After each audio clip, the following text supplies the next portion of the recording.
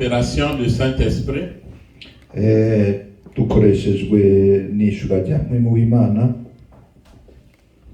j'ai pu encore trouver de la nourriture spirituelle à vous partager cet après-midi. Imana yampaye indya zo kubafungurira kandi kuri uno mugoroba none. Nous allons nous lever avec tout le respect que je vous dois pour écouter la parole de Dieu. Reka duhaguruke mu cubahiro c'umwe wese Imana yamuhaye kugira ngo twumve ijambo ry'Imana. 1 Samuel, chapitre 30, versets 1 à 8. 1 Samuel, chapitre 30, versets 1 à 8.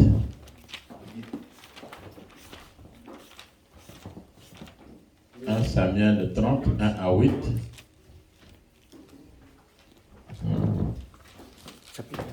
Oui, chapitre 30, verset 1 à 8. Samuel wa mbere igice ca 30 kuva ku murongo wa mbere gushika ku murongo w'8. Ndasoma mu izina rya Yesu. Amen. Umutwe w'amajambo uravuga ngo Dawidi asanga Abameleki banyaze Isikulagi. Nuko Dawidi n'ingabo ziwe bashikisha Isikulagi ku munsi ugira gatatu, basanga Abameleki bateye igihugu co mu bumanuko n'Isikulagi. Basanga banesheje Isikulagi, bahaturiye, banyaze abagore n'abari muri ico gisagara bose, abato n'abakuru. Ariko ntibari bagize uwo bica, atari ukubajana ari nyagano bakigira. Nuko Dawidi n'abantu biwe bashitse kuri ico gisagara, niko gusanga bagituriye, kandi abagore n'abana babo b'abahungu n'abakobwa bajanywe ari nyagano. Maze Dawidi n'abantu bari kumwe nawe bashirijwe hejuru, baraturikisha bararira gushitsa aho batakibasha kurira. Kandi abagore ba Dawidi bombi, Ahinowamu w'i Yezireli na Abigayi yahora ari mukana bari w'i Karumeli, nabo bari bajanywe ari nyagano. Maze Dawidi agira intuntu nyinshi, kuko abantu bavuga nk'abagomba kumutera amabuye. Bose bari nakabonye kubw'abana babo b'abahungu n'abakobwa. Ariko Dawidi ariremesha asunze Uhora Imana yiwe. Maze Dawidi abarira Abiyatari umuherezi mwene Ahimeleki ati, "Nufodi hano." Nuko Abiyatari azanira Dawidi efodi. Dawidi araheza asiguza Uhoraho ati, "Mbega ninakurikira ico gitero nzogihambya?" Uhoraho aramwishura ati, "Nubakurikire, kuko utazobura kubahambya ukabaka vyose." Amena. Et de verset 16 à 20. Reka dukomeze kuva ku 16 gushika ku 20. Nuko amumanukanye basanga bagandagaje, bariko bararya binywera, batamba bahimbawe n'imbohe nyinshi banyaze mu gihugu c'Abafilisitiya no mu c'Abayuda. Dawidi acashirako arabica, uhereye bucira ugashitsa ku mugoroba bukeye. Ntiharokoka n'umwe atari abahungu b'imisore 400 basimbiye ku ngamiya bagahunga. Dawidi yigarukanira iby'Abimeleki bari banyaze byose, arokora n'abagore biwe bombi. Ntihagira ico babura, ari gito ari kinini, ari abana b'abahungu bakobwa, ari ico mu mbehe byari byasahuwe. Dawidi abigarukana byose. Dawidi anyaga intama n'inka zose, bazishorera imbere y'izabo, baravuga bati, "Ubu niwo munyago wa Dawidi." Mwakira ijambo ry'Imana. Amen. Alléluia. Nous allons nous asseoir. Reka twicare.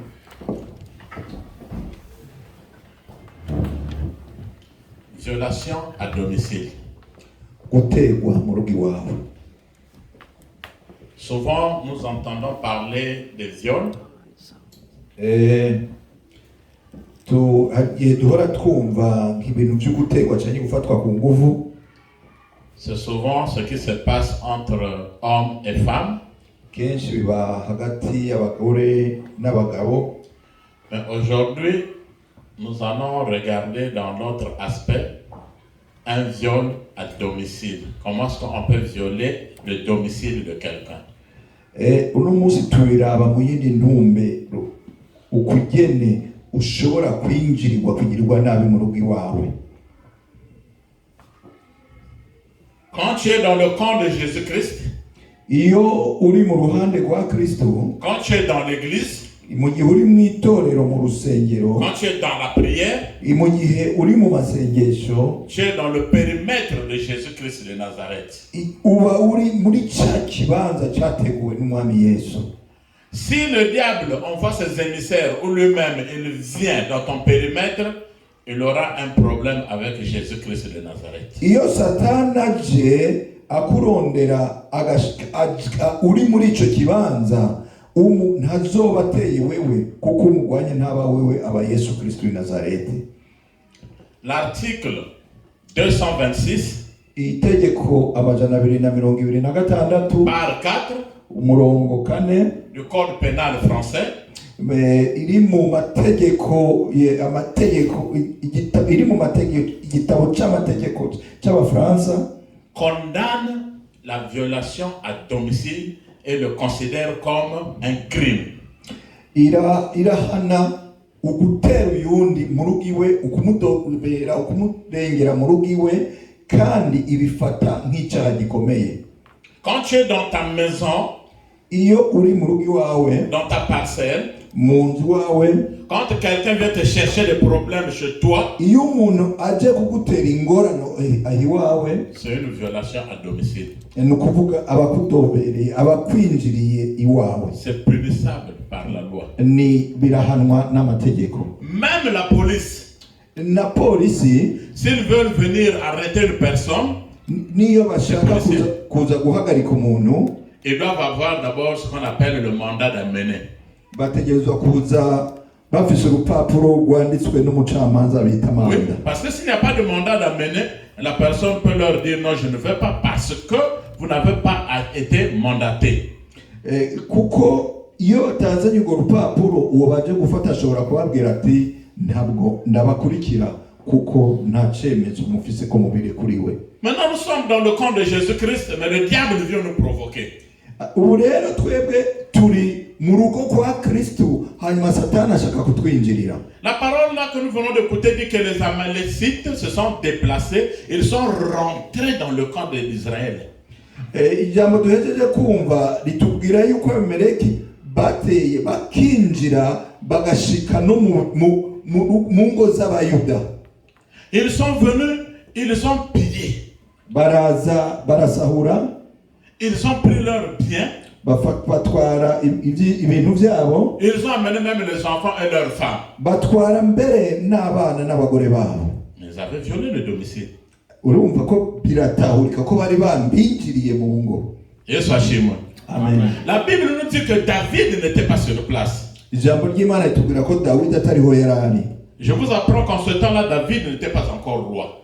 Nshaka kubamenyesha ko muri icyo gihe Dawidi ntiyari bwabo umwami. Mais il était toujours considéré comme un guerrier. Ariko yarazwi nk'umuntu w'ingwanyi. Le problème est que David avait quitté le terrain, le périmètre de Jésus-Christ. Vous savez, il est allé encore faire alliance avec les Philistins. Ikibazo kihari nuko Dawidi yari yavuye muri Rwamuzi, hantu yari yateguriwe n'Imana, agenda kwifatanya n'Abafilisitiya. Mais les Philistins n'avaient pas oublié que c'est David qui avait tué leur leader Goliath. Ariko Abafilisitiya ntabwo bari bagiye ko ari Dawidi yishe umwe yarakomeye Goliath. Il était parti chez les Philistins parce qu'il avait un problème avec Saül. yari yagiye mu Bafilisitiya kuko muri ico gihe yari afise ibibazo n'umwami Sawuli. Yes, Hachim. Amen. Quels que soient les problèmes que nous pouvons avoir dans l'église, nous les réglons en famille. Il ne faut pas sortir hors du périmètre de Jésus-Christ de Nazareth. Ibibazo byose dushobora kugira mw'itorero dutegerezwa kuvyumvikanaho hagati nk'umuryango. Kirazira ko tubirengananya ngo tubisohore muri cya kibanza Yesu yaduteguriye. Parce que quand tu es dans le Christ, tu as une protection. Kuko ukiri muri Kristo bufise uburinzi. Quand tu es dans l'église, tu as la protection divine. Iyo uri mu rusengero bufise uburinzi bw'ijuru. Mais si tu sors de l'église, tu ne viens plus à l'église, tu te fatigues, tu ne pries plus beaucoup, et là le diable dit, ok, moi je vais rentrer pour le prendre parce que ce monsieur m'avait provoqué, cette dame m'avait provoqué en me chassant tous les jours. Ariko iyo usohotse mw'itorero usohotse muri wa muzinyi muri cya kibanza wateguriwe na Kristo ugatangura gukora ibyawe ugatangura kwigenza ugutariko Satani nawe aca kubona akavuga ati uyu mugabo cyangwa uyu mugore cyagihe nawe yarangwanya yaramvuga nabe yarankubita reka nanje no musi ndamuronke. David s'était déplacé. Rero Dawidi yari yavuye mu kibanza yateguriwe. C'est là où les Amalécites ont eu la force de rentrer parce qu'il n'y avait plus leur leader David. Nico gituma abameleki baronse imbaraga zo kuza gutera kuko yangwanye ikomeye Dawidi siho yarakiri. Bien-aimés dans le Seigneur, bakundwa muri Kristo, si David s'était déplacé, niba Dawidi yari yagiye, nous avons le roi de rois, dufise twebwe umwami Jésus-Christ de Nazareth. Yesu Kristo de Nazareth. Il ne dort pas, ntabwo il asinzira, ne somnole pas, ntabwo ahunira, il ne voyage pas, nta nubwo il ne atembera, peut pas se déplacer. ntabwo agira haja, Il est toujours omniprésent. aba igihe cyose ari hari. C'est celui-là qui veille sur toi et moi aujourd'hui. Uwo niwe akurinze nanje ndenzo no munsi. Alléluia. Amen. Alléluia. Amen. Alléluia. Amen.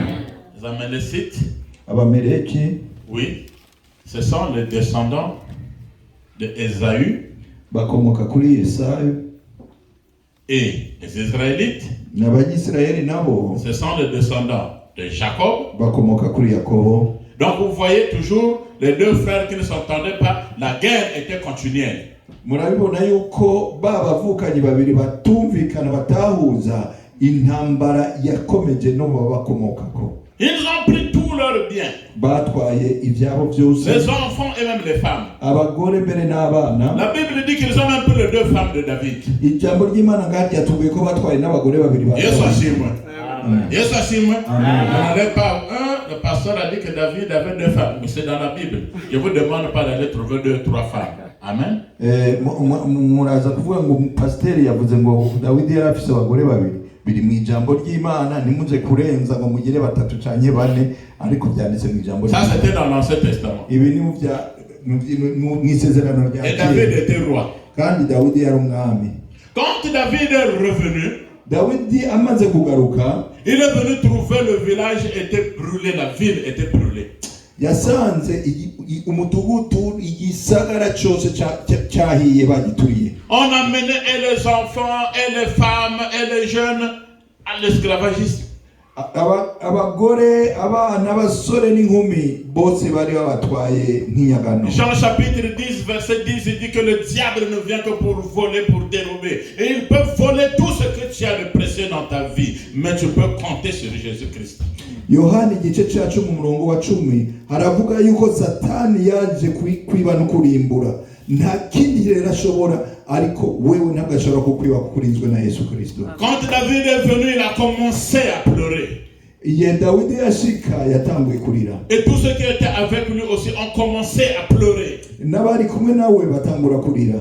Il y a un temps pour pleurer. Hariho igihe cyo kurira, mais il y a un temps pour rire. mugabo hariho n'igihe cyo gutwara. Quelle que soit la situation que tu traverses. Naho wowe uri kuraca mu bikomeye. Peut-être que tu as beaucoup pleuré dans ta vie. Bishoboka ko wararize cyane. C'est toi-même qui connais le problème qui te fait pleurer. Ni wewe wenyene uzi icyo kibazo gitumurira. Que tes pleurs de lamentation se changent en pleurs de joie aujourd'hui. Reka amarira y'umubabaro no munsi ahinduka amarira y'umunezero. Le temps de pleurer est passé, c'est maintenant le temps de danser. Umwanya wo kubabara wararangiye, ubu ni igihe cyo kunezerwa. David a pleuré. Dawidi ararira. Son corps faillit même le lapider pour le tuer. abo bari kumwe bahazwa ahubwo no kumwica. Mais le temps de pleurer était fini. Kubera ariko igihe cy'ukurira cyari La cyarangiye. Bible dit que David a repris courage. Ijambo ry'Imana riratubwira yuko Dawidi yambaye imbaraga. Oui, notre Dieu, Imana yacu c'est un Dieu de courageux. kuko ni Imana C'est y'abanyembaraga. un Dieu de courageux. Ni Imana y'abanyembaraga. C'est pas un Dieu des gens qui pleurnichent n'importe comment. Si Imana y'abantu bariragurika mu bintu ibyo ari byo byose. Tu sais que même quand tu vas au combat, je n'ai jamais vu un militaire qui va combattre en train de pleurer. On me sait qu'on va le tuer. Urabizi iyo ugiye ku ntambara mbese ndabona umusirikare umusoda agenda ku rugamba agenda ararira, niyo aba yagiye ararira wowe baraza kumwica. Il a pris courage. Yambara imbaraga. Je vous demande ce soir de prendre courage. Namwe ndabasabye uno munsi mwambara. Reprends ton courage dans la prière, mon bien-aimé. Wambara imbaraga z'amasengesho mukundwa. Reprends ton courage. Ambara imbaraga. Rapproche-toi de Jésus-Christ. Egera cyane Yesu Kristo. Avant d'aller combattre, Imbere yo kuja kugwana, c'était le secret de David. yari iryo banga rya Dawidi. Quand il est parti combattre Goliath, il avait demandé la force à Dieu, le Dieu d'Abraham, d'Isaac et de Jacob. Igihe yaje kugwana na Goliyati yabanje gusaba imbaraga Imana ya Abraham, Isaka na Yakobo. Là aussi, la Bible dit que David avait consulté l'Éternel. Il dit, est-ce que je peux partir? L'Éternel dit, vas-y. Nongaha ijambo riratubwira ko Dawidi yabanje kubaza Imana, arayibaza ati ninabakurikira ndabashikira. Imana iramubwira ati haguruka ugende. Chrétien d'aujourd'hui, quand tu as un problème, Bakristo buno munsi uri mu kibazo, quand tu es devant une situation, iyo iri imbere y'ibigoranye, quel que soit le problème que tu traverses, uko ibigoranye byoba biri kose, évitez d'agir par la chair, mais demandez d'abord la volonté de Dieu. ureke kubanza kwironderera inzira, ahubwo ubanza ubazishaka ry'Imana. Vous savez que beaucoup de gens échouent même dans les mariages parce qu'ils n'avaient pas demandé la volonté de Dieu. Juste parce que le monsieur est beau, la femme est belle, il s'accroche. Après demain, ça devient des tribulations dans la famille ou dans le foyer. Muzi ko hari abantu n'ingo zononekaye kubera yuko batigeze babanza kubaza Imana, gusa bakabona umugore ni mwiza, umugabo ahagaze neza, bakubaka inyuma y'iminsi bikabyara ingorane. Tu veux voyager, demande la volonté de Dieu. Niba ushaka gufata urugendo, baza ishaka ry'Imana. Parce que si Dieu dit non, peut-être qu'il y a un accident là-bas, il peut arrêter déjà ton voyage. Kuko Imana niyakubwira oya, uramenya ko muri imbere hari isanganya ishaka kuhagarika urwo rugendo. Et Dieu a dit tu peux partir. Kandi Imana ishobora kuvuga ati ntugende. David a eu la force. Dawidi yarabwiwe ati genda, yagize imbaraga. C'était pas sa propre force, mais la force qui venait de Dieu. Ariko nizari imbaraga we ubwite, zari imbaraga zikomoka ku Mana. Dans tous tes combats, fais passer Jésus-Christ devant comme l'alpha, derrière comme l'oméga, au milieu comme Emmanuel. Mu ntambara zose shira imbere Yesu nka alpha, umushira inyuma nka omega, no hagati nka Emmanuel. La Bible dit qu'il avait pris 600 personnes avec lui. Ijambo ry'Imana tubwira ko yajyanye n'abantu 600. Mais avant de partir, ariko imbere yo kugenda, il dit à Abiatar. Imbere yo kugenda abwira Abiatari, Abiatar était le sacrificateur. yari umuhereji. Il dit donne-moi l'éphod. Aramubwira ati banza umpe efodi. Yesu ashimwe. Amen. David n'était pas sacrificateur. Ntabwo Dawidi yari umuhereji. C'est Abiatar qui était Abiatari sacrificateur. yari umuhereji. Il dit donne-moi l'éphod. Amubwira ati mpereza efodi. L'éphod, c'est un habit que les sacrificateurs portaient. Efodi yari impuzu abahereji bambara. C'était quand on voulait faire la liturgie ou la prière. Il y avait des habits spéciaux on devait porter. L'éphod. Cyari mu gihe bashaka kugira imigigwa y'Imana cyane bagira amasengesho, hari impuzu idasanzwe bambara niyo yitwa efodi. Ça veut dire quoi? Ça veut dire que David ne voulait pas que Abiatar prie pour son problème. C'est lui-même qui devait se lever pour son problème. À un certain moment, évitez aussi de beaucoup consulter les pasteurs. Il faut avoir la force de prier personnellement et Dieu va t'écouter. bisigura yuko Dawidi atabwo yashaka ko abanza gusengerwa n'umuhereji, yashaka yiyambarire efodi wenyene hama yisengera Imana. Nico gituma ndababwira ngo mu bihe bimwe mureke kwama murinda kubaza abapastori, mureke kubanza kubaza abakozi b'Imana, muhaguruke mwisengere mwebwe nyene ubwanyu. À un certain moment, il faut savoir prendre la décision personnelle. Mu bihe bimwe mumenye gufata ingamba zanyu mwebwe ubwanyu. Et je veux me marier. Un pasteur, hein, regarde un peu qu'est-ce que Dieu dit sur le mariage. C'est toi qui as fait le choix de la femme. Le pasteur va te dire quoi? Ngira ndongore pasite ubivuga iki kuri urya mugore wanje? Ni wewe wahisemo uwo mugore, ushaka pasteur akubwira iki? Vous savez qu'il y a beaucoup de fausseté de professeurs comme ça là. Non, la femme là, c'est pas la femme de ta vie. Peut-être c'était elle. L'homme là, c'est pas l'homme de ta vie. Ou c'est l'homme de ta vie. Il y a des contraires. Donc, apprends à prendre une décision personnelle. Alléluia. Muziko muri mwene ivyo hama haba ubuhanuzi butari bwo akakubwira ati oya ujya siwe mugore wo mu buzima bwawe cyane siwe mugabo wo mu buzima bwawe nawe ugahagarika ukaneka. Mukeneye kwisengera mugafata ingamba zo buzima bwanyu mwebwe ubwanyu. Car celui qui avait créé l'avion, kuko uwari yakoze indege, il a vu un oiseau qui passait. Yabonye inyoni iri kwiraguruka. Appareil. L'avion, appareil. Abona indege, indege. Volant. Qui est en l'air. Imitant l'oiseau naturel. C'est ce que ça veut dire avion. Achitwa ya nyoni ayita indege y'uburyo busanzwe itakozwe. Donc inyoni ihindutse indege y'uburyo budasanzwe. Yesu ashimwe. Amen. Yesu ashimwe. Amen. Est-ce qu'on peut acclamer notre Seigneur?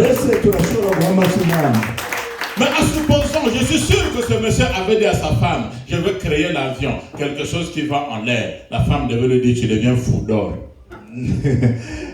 Ndazi neza yuko uwo muntu nkumbure yari yarabwiye umugore wiwe ati ndavye inyoni ngira nkora indege. Umugore wiwe nkumbure yamubwiye ati uragwaye mu mutwe wawe byamusinzira. Même s'il pouvait dire aux amis, personne ne pouvait le croire. Tout le monde devait dire, il faut qu'on l'amène dans un hôpital psychiatrique parce que sa tête est dérangée. N'abagenzi biwe inshuti ziwe nibaza ko atanumwe yashobora kumwemera ahubwo bari guhava barondera abantu bamutwara mu bitaro by'abagwayi mu mutwe bakagerageza kumupima. Mais comme il était convaincu, il avait la conviction personnelle. Ariko kubera yuko yari yafashe ingamba ziwe yavyiyemeje, il est parti jusqu'au bout. Yarabikoze gushika ku mpera. Il a créé l'avion. C'est pour cela que je peux voir notre frère Japhet aujourd'hui. Tu es venu par avion. Nico gituma nshobora kubona mwene data Japhet uno munsi ngaha kuko yaje n'indege. On peut se retrouver, c'est parce qu'on est venus tous par avion. Personne n'a quitté son pays jusqu'ici par véhicule. Dushobora kuba turi kumwe twese uno munsi kubera yuko twese twafashe indege. Sinibaza ko ari waje n'imodoka. Yesu ashimwe. Amen. Yesu ashimwe. Amen. Le verset 10 nous dit quoi? Umurongo wa 10 tubwira iki? 1 Samuel chapitre 30 verset 10. 1 Samuel 30 verset 10. Ndasoma mu izina rya Yesu. Amen. Umurongo wa 10 uratubwira ngo ariko Dawidi arabandanya hamwe n'abantu 400, abandi 200 barasigara kuko bari barushe bananirwa kujabuka umugezi Besori. C'était un nombre de 600. Yeah. Et 200 personnes ont dit, nous sommes fatigués. Bari 600 ariko 200 muri bo bamubwira ngo barushe. L'œuvre de Dieu où Dieu ne marche pas avec les fatigués, bien-aimés dans le Seigneur. Umurimo w'Imana, Imana ntabwo ishobora kugendana n'abarushe bakundwa muri Kristo. Si tu as des fatigués autour de toi, ils vont te retarder dans le ministère. Moi j'avance, celui qui se fatigue reste. Alléluia. Amen. Ni waba ugendana n'abarushe bazokubuza gushika ku ntego yawe mukundwa muri Kristo. Wewe komeza, Imana ishaka bakomeza, abo barushe bagasigara. 200 personnes 200 ont quitté. barasigara. Mais David n'était pas déçu. Ariko ntabwo Dawidi byamuciye Combien de ingokoro. personnes viennent à l'église et quittent, mais vous ne pouvez pas les suivre. Nous devons continuer au nom de Jésus-Christ de Nazareth. Ni bangahe baza mu iterero mu nyuma bakabivamo, ariko ntabwo bashobora kuduhagarika kuko dutegereje gukomeza mu izina rya Yesu Kristo. Viens à l'église, tu sais je suis fatigué, j'ai pas dormi toute la nuit, je vais récupérer le matin. Les fatigués, ministère de découragement. Uramubaza ati ngo tugende mu rusengero, ngo sinasinziriye neza ndarushe, ndaza gusinzira mpereye mu gatondo. Abo niyo bita ministère y'urucantege. Il peut regarder un film pendant 3 heures, 4 heures du temps. Il ne se fatigue pas. Mais quand il s'agit de la prière, je suis fatigué. Je ne peux pas aller à l'église parce que c'est trop loin. Est-ce que tu marches à pied ici? Ashobora kuraba sinema amasaha 3 atarushe, ariko bamubwira kuja mu rusengero akabwira ati ndarushe, kandi ku rusengero ni kure. Mbega ku rusengero bujya mugenda n'amaguru. J'ai vu un frère là où j'étais au nord. Il pouvait prendre le téléphone et parler pendant 3 heures du temps. Quand il finit de parler, j'ai dit tu as fini, oui. Allons à l'église. Oh non, j'ai trop parlé. J'ai dit allons-y. Oh, pour Jésus que tu veux parler pour le téléphone, tu parles pendant 3 heures. Ah oui, pasteur, allons-y. Alléluia. Nabanye na mwene data hariya uburaruko iyo nahoramba, yashobora kumara amasaha 3 ari ku telefone, ari ku telefone. Yaheza nkamubwira ngo rero tugende gusenga. Ngo ya pastor ngo telefone yanduhishije. Uruhishwa na telefone amasaha 3 ukananirwa kuza ngo tugende mu rusengero. Tugende mu rusengero. Ngo ego pastor ka tugende. Yesu ashimwe. Amen. Oh, 200 personnes quittent, mais David n'était pas déçu. Il dit, les 400, nous allons continuer. Majana biraravamwo, ariko Dawidi ntabwo yarushe, abwira babandi majana basigaye magana 4 ati dukomeze tugende. La motivation de David était aussi le fait qu'on avait pris les 2 femmes. Icyatuma kandi Dawidi agira imbaraga nyinshi nuko bari bamutwaye abagore biwe babiri. J'avais vu un pasteur en taper son enfant. Il a dit non, les enfants, le problème des enfants, on peut les régler. C'est un problème des enfants. Nabonye umupasiteri bariko barakubita abana, abonye ati ntaco abana kubakubita ingorane z'abana barashobora kuzitunga. Mais le jour où on a giflé sa femme, le pasteur a enlevé la veste, il a jeté la Bible, il dit non, on ne peut pas toucher l'os de mes os, la chair de ma chair. Touche la femme de quelqu'un, tu verras sa couleur. Ariko umupasiteri umunsi umwe bakubise ikofe umugore wiwe mbona kuyigoti Biblia yashize hasi ati mugabo ntawe ushobora gukorera ku igufa ryo mu gufa ryanje niba ushaka kubibona uzokore ku mugore wiwe. Yesu ashimwe. Amen. Et de même notre Seigneur Jésus-Christ, quand tu touches à son épouse qui est l'église, il ne sera pas d'accord. Il va rentrer dans ton combat. Ton combat sera le combat de Jésus-Christ de Nazareth. Ndakubwira ko bizoba kimwe igihe uzokora ku mugeni wa Yesu, itorero n'umugeni wiwe nibazohaguruka kagwana kandi uzobona intambara ya Yesu. La vie que nous menons, c'est une vie de combat. Ubuzima turimo n'ubuzima bw'intambara. David avait pris une armée. Dawidi yari yafashe ingabo avec des armes. Bafise n'ibigwanisho. Mais toi tu as l'arme, c'est la Bible. Ariko nawe ufise ikigwanisho ni jambo ry'Imana n'amasengesho. Toi tu as l'arme, ce sont tes genoux qui doivent fléchir. Et ufise ikigwanisho ni ya mavi yawe. Combat le combat spirituel. Gwana intambara yo mu mwuka. Quels que soient les échecs que tu as eu dans la vie. Ivyo nurabe ivyakunaniye byose mu buzima. Quel que soit ce que tu as perdu dans ta vie. Nurabe ivyo watakaje. Le combat, on ne le fait pas assis. Intambara ntabwo bayigwana bicaye. Levez-vous un peu. Nimuhaguruke gatonyi. Ah, je croyais que vous devez vous lever même en sautant. Nagira ngo mwari guhaguruka musimba. Yesu ashimwe. Yesu ashimwe. Le combat se fait debout. Intambara bayigwana bahagaze. Alléluia. Amen. Debout. Bahagaze. On peut s'asseoir. Nous acclamons notre Seigneur. Mets-toi debout pour le combat. Car le Dieu que nous prions n'est pas un Dieu de mort, c'est un Dieu de vivant. Toi, tu vis encore. Kuko Imana dusenga si Imana y'abapfuye ni Imana y'abakiri bazima. Wewe uracari muzima no munsi. Le psalmiste David a dit, muri Zaburi Dawidi yaravuze, je me couche ndaryama et je m'endors, ngasinzira Je me réveille, kandi nkikangura car l'Éternel est mon soutien. kuko uhoraho niwe bwishigikize C'est celui qui combat des combats visibles et invisibles, même pendant que tu dors. Jésus-Christ combat pour toi. kuko niwe arwana intambara zose no mu gihe wowe usinziriye, kuko Yesu niwe arwana intambara zawe. La famille Wesley, umuryango wa Wesley, Charles Wesley, Karoli Wesley, Samuel Wesley, Samuel Wesley, John Wesley, na Yohani Wesley, avec la femme qui s'appelait Sarah Wesley. n'umugore yitwa Sarah Wesley. Ce sont ceux-là qui ont commencé avec l'église méthodique en Angleterre. Nibo batanguye itorero rya Methodiste mu Bwongereza. L'un de Wesley, l'un parmi eux, Umwe muri bo dormait avec sa femme dans sa chambre. yarasinziriye aryamye mu cyumba Ils n'umugore, étaient à l'étage. bari mu cyumba cyo hejuru. Ils ont entendu du bruit au salon. Dans notre maison. Bumva induru muri salo, batangura kwibaza n'ibiki bibaye mu nzu yacu. Le monsieur a dit, on va aller regarder. La femme a eu peur. Umugore agira ubwoba, umugabo aravuga ati reka tujye kureba. Oh, le monsieur dit, c'est notre maison. C'est une violation à domicile. Pourquoi tu as peur? Hanyuma umugabo aravuga ati ni mu nzu yacu, uwo muntu yatwinjiriye, kuki ugira ubwoba?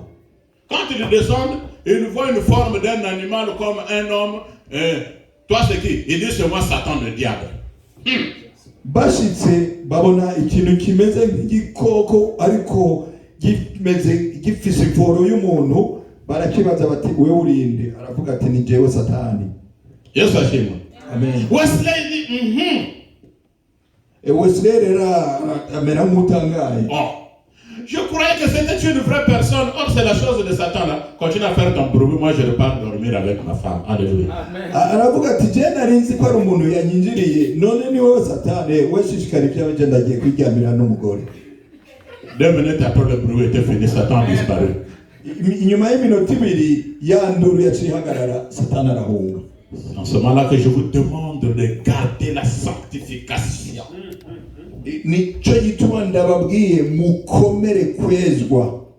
Si vous voyez un chrétien qui panique, qui a peur, j'ai rêvé quelqu'un qui me pourchassait avec un couteau. Oh, il y a un problème spirituel dans ta vie.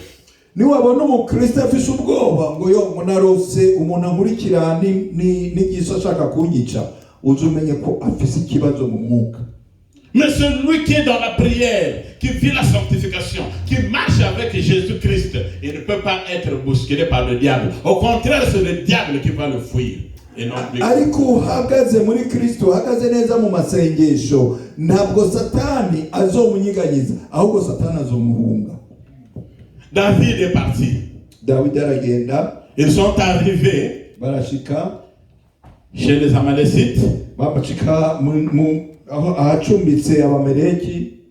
Ceux-là étaient dans la fête. La Bible dit qu'ils dansaient, ils buvaient et ils mangeaient. Ijambo ry'Imana ratubwira ngo baranywa, bakarya, bagatamba. Pendant que tu es en train de pleurer pour ton problème, mu gihe wowe uri kurarira kubw'ikibazo cyawe, il y a quelqu'un qui a dû prendre ta joie. Hariho uwagutwaye umunezero. Tu te tracasses pour la santé, lui il est en bonne santé, il est en train de danser. Ubabajwe n'amagara make yawe, ariko we afise amagara meza. Il peut même te rendre pauvre pendant qu'il est riche et toi tu es pauvre. Ashaka mbere yuko ukena we watunze. Il ne s'agit pas maintenant de s'asseoir. On ne peut pas se battre en défensif. Il faut rentrer en offensif pour aller récupérer nos bénédictions au nom de Jésus-Christ de Nazareth. Ntabwo ushobora kumugwanya wicaye, mbere nta kurindira ngo abaze we kukugwanya, ahubwo uramusanga ukamugwanya kugira ngo dushobore kunyaga ibyo batunyaze byose. Jean chapitre 10 Yohani igice cya 10 verset 27 à 29. kuva ku murongo wa 27. Jean 10 27 à 29. Nous allons vers la fin. Jean 10 27 à 29. Yohani ibice 10 umurongo wa 27 kugera ku 29. Turasoma mu izina rya Yesu. Amen. Intama zanjye zumva ijwi ryanjye, nanjye ndazizi kandi zirankurikira. Nziha ubugingo buhoraho kandi zizarimbuka na hato iteka ryose, kandi nta uzazivunura mu kuboko kwanjye. Amen. Amen. 27 à 29. Pardon, reka ngeze ku 29. J'entends toutes les langues maintenant. Data wazimpaye aruta bose, nta ubasha kuzivuvunura mu kuboko kwa data. Amen. Amen. Amen. Mais oui, je connais mes brebis. Ndazi intama Et zawe les brebis écoutent ma voix. kandi intama zumva ijwi ryanjye. Je ne permettrai pas qu'on puisse ravir mes brebis sur mes mains. Ntabwo nzemera ko bazinkura mu kuboko kwanje. Sois dans la main de Jésus-Christ. Wame mu kiganza cya Kristo, Dans la prière, mu masengesho, dans la sanctification, mu kwezwa, dans l'amour, mu rukundo, avec un cœur pur. n'umutima wejejwe. Et le diable ne pourra jamais t'arracher entre les mains de notre Seigneur Jésus-Christ. Satani ntabwo azoshobora kugukura mu maboko ya Yesu Kristo. Le diable ne peut pas aussi t'arracher entre les mains de notre Dieu. Kandi Satani ntabwo ashobora kugukura mu maboko y'Imana. Car la Bible déclare que la main de l'Éternel n'est pas trop courte pour nous sauver.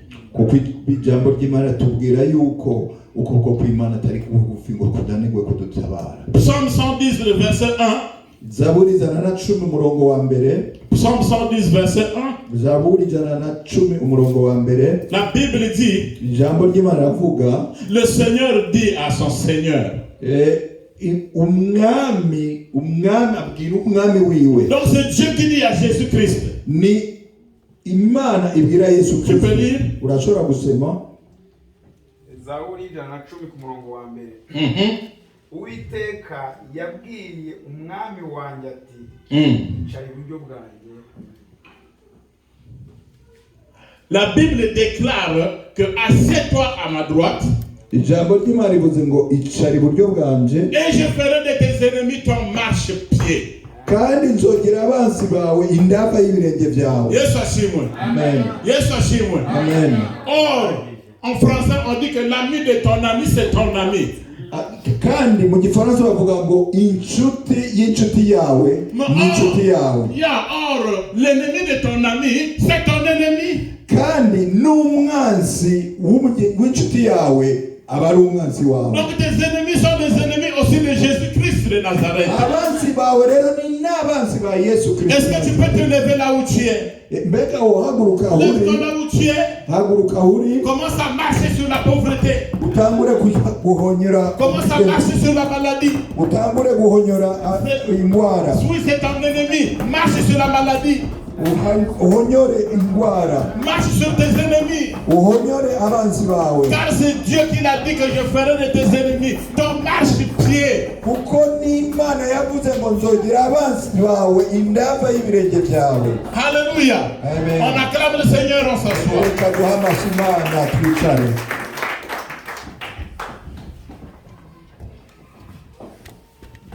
David a fait la récupération. Dawidi yaragaruye, Il a récupéré sa femme, ses deux femmes. agarura Les enfants. babiri abana Et tout ce qu'on les avait pris. na byose ibyo bari babanyaze. C'est ce qu'on appelle la lettre 6. Nico Lettre 6, le chiffre 6. nico gituma nico biyita igiharuro gatandatu Qui s'est changé en chiffre 9. cyahindutse kikaba igiharuro 9. C'est-à-dire quand vous écrivez 6, la tête de 6 est en bas. Ni ukuvuga ngo iyo wanditse gatandatu umutwe uja hasi. Maintenant, quand vous changez, vous mettez le 9, c'est la tête de 6 qui se change, qui devient en haut. Ariko iyo uhinduye ukandika 9, wa mutwe wa gatandatu urahindura ukaja hejuru. Oh, toi qui marches tête basse, maintenant tu peux lever ta tête. Rero wewe utambuka wunamitse umutwe, reka wunamura umutwe wawe. Parce qu'aujourd'hui, je te prêche la parole qui te donne la victoire sur ton ennemi. Kuko ijambo niko ndakubwiriza uno munsi ni ijambo riguha intsinzi ku mwanzi wawe. David qui partait en pleurant. Dawidi mu kugenda yararira. Dès lors qu'il avait fini de prier, Ahejeje gusenga, il était avant tête basse, mais en revenant, sa tête était devenue tête haute. yaragiye imbere umutwe wari wunamye, ariko mu kugaruka yagarutse yemye. Alléluia. Amen. Mais quand vous finissez de récupérer tout ce que le diable avait pris, ariko iyo uhejeje kugarura ibyo satani yanyaze byose, il faut savoir protéger ce que vous avez récupéré. ni byiza kumenya kurinda bya bindi wagarura. Le diable c'est un rusé. Satani ni umunyabwenge, Il n'accepte jamais la faute. ntabwo yigera yemera ko ikosa ari rwiwe. Si tu es dans la distraction, Ni waba usamaye rero, même si tu avais raison, tu auras maintenant tort. Tu auras maintenant tort. naho wowe wari mukuri birahinduka ukabura ukuri. Nous finissons par ceci. Reka turangirize kuri iki. Un jeune avait de l'argent chez nous. Hari umusore yari yaronse amafaranga menshi, Il a fabriqué un kiosque. Le kiosque se fait avec des planches. yubaka kioske, niko no Banyarwanda ni kioske, Comme une petite boutique. yubaka kioske ni imbaho. Or, on peut déplacer le kiosque. Kioske rero umuntu ashobora kuyiterura akayitwara ahandi. Il a mis beaucoup de marchandises. Ashiramwo ibintu byinshi. Ce n'était que le début d'une bénédiction. Yari ikiri intango y'umugisha. Au lieu de suivre ce Jésus-Christ qu'il avait béni, hagukurikira uwo Yesu Kristo yari yamuhaye umugisha, il a commencé à paniquer, atangura kugira ubwoba, chercher des filles. arabivamwo, atangura kurondera abagore, Il trouve une copine, aronka umucuti. jeune fille, jeune garçon. Le copain et copine, ça n'existe pas dans la Bible. Si vous en avez, il faut laisser. Bakobwa, abahungu, abakope n'abakopine, abacareste ndazi ko mubyita careste mu ijambo ry'Imana ntibibamo. Yes, Hachim. Amen. Celui qui ne dit pas Amen, donc il reconnaît le problème. Utavuze amina no kuvuga yuko hari ikibazo afitanye nabyo. Yes, Hachim. Yes. Yes, Hachim. Amen.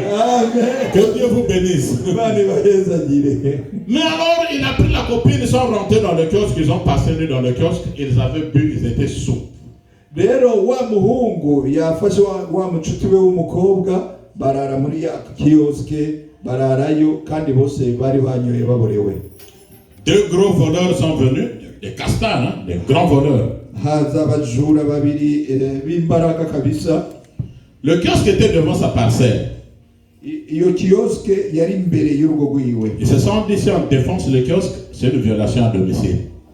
Baravuga bati nitwamena ya kioske tuzoba tubinjiriye tuzoha. Qu'est-ce qu'ils ont fait? None bakoze iki? Yes, Hachim. Suivez, nous sommes à la fin. Mukurikire turiko turarangiza. Les deux voleurs ont soulevé le kiosque. Babajura babiri bateruye ya kioske. Dans le kiosque, il y avait la marchandise. Muri ya kioske harimwo ibidandazwa. Et il y avait le copain et copine. Harimo na wa muhungu na wa mukobwa. Et ils ont trimballé le kiosque jusque chez eux. Bateruye ya kioske bayitwara iwabo. Ils ont mis dans leur parcelle. Bayishira muri parcelle iwabo. Ils ont fermé le portail. Barugara mwango. Le matin, Mu gitondo la boisson est finie. za nzoga zibaheze Le ko couple se réveille, ils veulent sortir de là. wa muhungu na wa mukobwa bashaka kuvyuka ngo basohoke. Voleur! Voleur! Il y a des voleurs chez nous. Babakomera induru ngo abajura ngo haje abajura ngaho iwacu. C'est pourtant les propriétaires de la marchandise du kiosque. Ils étaient devenus voleurs. Nibo bene ya kioske na bya bintu birimo ariko bahindutse babaye abajura. On les avait soulevés parce qu'ils étaient dans la distraction. Kubera bari basamaye, kubera ko batarinze batabaye maso, barabateruye. Chrétiens d'aujourd'hui, évitez la distraction. Bakundwa muri Kristo, mube maso. Éloignez-vous du péché. Muhunga icyaha. Comme ils étaient en erreur, Kubera ko bari mu cyaha, Satan a eu la force. Satani yaronse Et imbaraga. eux qui avaient raison sont devenus maintenant des voleurs. Babandi bari ibintu byari byabo bahindutse baba. Ils disent non, non, non, c'est notre kiosque. Baravuga ngo toya oya ni kioske yacu. Mais le voleur dit c'est votre kiosque, mais c'est notre parcelle. Vous êtes venus faire quoi ici? Babajura barababwira ati niyo ari kioske yanyu ngahi On wacu. a commencé à les taper. Batangura kubakubita. Si tu es dans le péché, même si tu as raison, ta raison va changer maintenant en faute. Le diable aura raison. Uri mu cyaha naho uzoba ibyo uvuga n'ibyo wimvira biri mu kuri, Satani azobihindura, uzokwisanga ari gutagira ukuri. Ce que tu as récupéré, protège-le par la prière. ibyo wamaze kwakira ubirindise amasengesho. Protège ton mariage. Urinda urugo rwawe. Vous savez, vous qui avez la chance ou la grâce de vous marier, il faut vous estimer heureux parce que c'est pas donné à n'importe qui. Murabizi mwebwe mwagiriwe ubuntu bwo kugira ingo, kugira abagabo, kugira abagore, ntimubifate nk'ibintu bito kuko ntibyahawe bose. Vraiment, dans le foyer des autres là-bas, on dirait que c'est mieux. Chez moi, depuis que je suis venu, il n'y a que le bruit et le bruit. Peut-être que chez eux, c'est pire même que chez toi. Hariya mu bandi hoho bimeze neza, ariko jewe kuva nje muri uru rugo hama induru, ariko ntabyuzi nkumbure hari ubona ko hameze neza, hari induru zisombi ziri mu rugo iwawe. Sachez protéger vos mariages. Murinde ingo zanyu. Protégez vos enfants. Murinde abana banyu. Parce qu'on avait même volé les enfants. Kubera yuko bari bivye n'abana. Vous devez les protéger dans la prière. Mutegerezwa kubarindisha amasengesho. Que le sang de Jésus-Christ protège vos familles. Reka amaraso ya Yesu Kristo arinde imiryango yanyu. Que yanyu. le sang de Jésus-Christ protège ton travail. Reka amaraso ya Yesu Kristo arinde akazi kanyu. Que le sang de Jésus-Christ protège ton intelligence. Reka amaraso ya Yesu Kristo arinde ubwenge bwawe. Au nom de Jésus. Au nom de Jésus. Au nom de Jésus. Imana ibaye. Que Dieu vous bénisse. Amen.